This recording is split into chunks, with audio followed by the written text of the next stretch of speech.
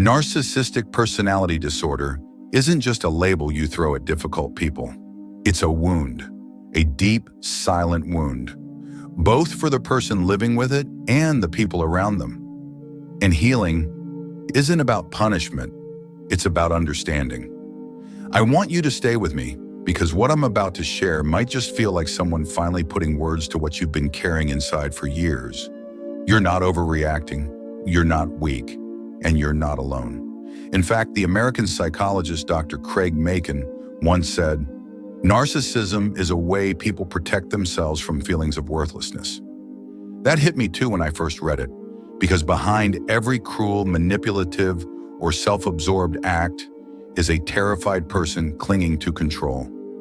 And today, we're going to unpack how to treat that, whether it's in someone you love or maybe quietly in yourself. The first truth you need to understand is this: narcissistic personality disorder isn't chosen. No one wakes up and decides to build a wall of arrogance and entitlement. It's shaped by trauma, neglect, or sometimes overindulgence. Many grew up never feeling truly loved for who they were, only for what they achieved or how they appeared. And when that happens, a person learns to perform instead of connect. They become addicted to admiration and allergic to vulnerability. If you've ever felt like you were talking to a mask instead of a person, you were. When we talk about narcissism, it's easy to assume it's about ego, about someone who thinks they're better than everyone else. But here's the deeper truth. It's not about them thinking they're better. It's about them being terrified of not being enough. That fear runs so deep it shapes how they see the world and how they protect themselves from it. Narcissistic personality disorder isn't driven by confidence. It's driven by shame. And what looks like arrogance on the outside is often just a defense against a crushing sense of inadequacy on the inside. Narcissistic patterns show up in ways that can feel incredibly confusing, even painful, for those on the receiving end. You might feel like nothing you do is ever enough. One moment you're idealized, put on a pedestal, and the next you're ignored or criticized for the smallest thing. Conversations feel one-sided. Your needs are dismissed. And worst of all, when you try to express how you feel, somehow the spotlight always shifts back to them. Slowly, you stop recognizing yourself. But here's something we rarely talk about. Narcissism isn't always loud. Sometimes it's quiet, covert. It can show up in self-pity, passive aggression, or subtle guilt tripping. And sometimes, if we're honest, we catch glimpses of it in ourselves too. The parts of us that crave validation, fear rejection, or act out when we feel invisible. It doesn't mean we're narcissists, it means we're human, but it also means we need to understand where those behaviors come from. Dr. Ramani Durvasula, one of the most respected voices on narcissism, often says that narcissism is a defense, not an identity. And that matters because defenses are formed in response to pain. Dr. Craig Macon builds on this idea, explaining that narcissism isn't driven by grandiosity but by fear. Fear of being insignificant, unseen, or unloved. So when someone inflates themselves, puts others down, or refuses to take accountability, what they're often doing is running from shame.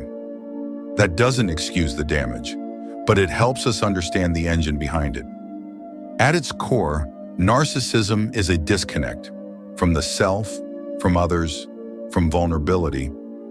It's not someone who loves themselves too much. It's someone who doesn't feel safe being real. And healing begins when we stop looking at narcissism as cruelty and start seeing it as a call for connection that's been deeply, tragically distorted. The first step isn't boundaries, it's self-reality check. Before you can draw a boundary, you have to rebuild trust with yourself. Narcissistic dynamics, whether from parents, partners, friends, or bosses, are designed to make you doubt your own perception. Gaslighting isn't always screaming. It's 1,000 tiny moments. "I never said that." "You're too sensitive." "You always take things the wrong way." Over time, you stop trusting your gut. So start here. Every time you feel invalidated or confused, stop. Write down exactly what happened, how it made you feel, and what you wanted to say but didn't. Not for them, for you. This is your evidence. Because healing starts when you realize you weren't crazy. You were manipulated. Second, don't just set boundaries, embody them. Most people think boundaries are sentences. Don't speak to me like that. I need space. But narcissists don't respect words. They test consequences. So your boundary isn't what you say, it's what you do after the line gets crossed. And here's where most people stumble. They say it, get guilted, then backtrack. You have to mean it. If you say you'll hang up when you're insulted, hang up. If you say you won't respond to texts after midnight, don't. It's not about punishing them. It's about retraining yourself to believe you have the right to emotional safety. Every time you hold a boundary, your nervous system starts to relearn what respect feels like.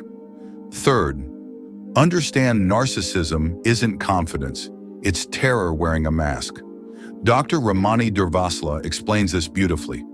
Narcissism is a fragile, defensive structure built to cover unbearable feelings of inadequacy, shame, and fear.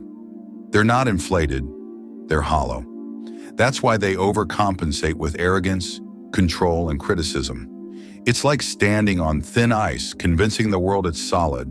So if you want to treat this, either in yourself or in someone else, you have to address what's underneath. Ask, when do I feel most afraid of being seen as weak, ordinary, or unimportant? That's the wound. Healing isn't about removing the narcissism. It's about tending to the terror beneath it. Fourth, stop personalizing their behavior. One of the deepest damages narcissistic people cause is making you believe their cruelty reflects your worth. It doesn't. Their dismissiveness, jealousy, or outbursts aren't about you. It's about how they manage their own unbearable feelings. Dr. Macken notes that narcissistic people react to any perceived threat to their self-esteem with anger or disdain. It's a defense, not a verdict on your value. Internalizing it traps you in their illness. So next time it happens, say to yourself, this isn't about me. It's about their need to feel superior. You don't have to accept it. You don't have to fight it. You can simply name it for what it is and disengage. Fifth, rebuild a relationship with emotional honesty. One of the most tragic effects of narcissistic relationships is how they teach you to perform, to smile when you're broken, to stay silent when you want to scream, to anticipate moods to avoid explosions. Healing means unlearning that. Start being honest about small things. I don't feel like doing this today. That comment hurt. I actually disagree. Not for conflict, but for freedom.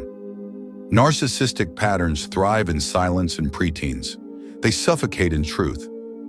The more you practice emotional honesty, with safe people, with a therapist, with yourself, the less space narcissistic behavior has to control you.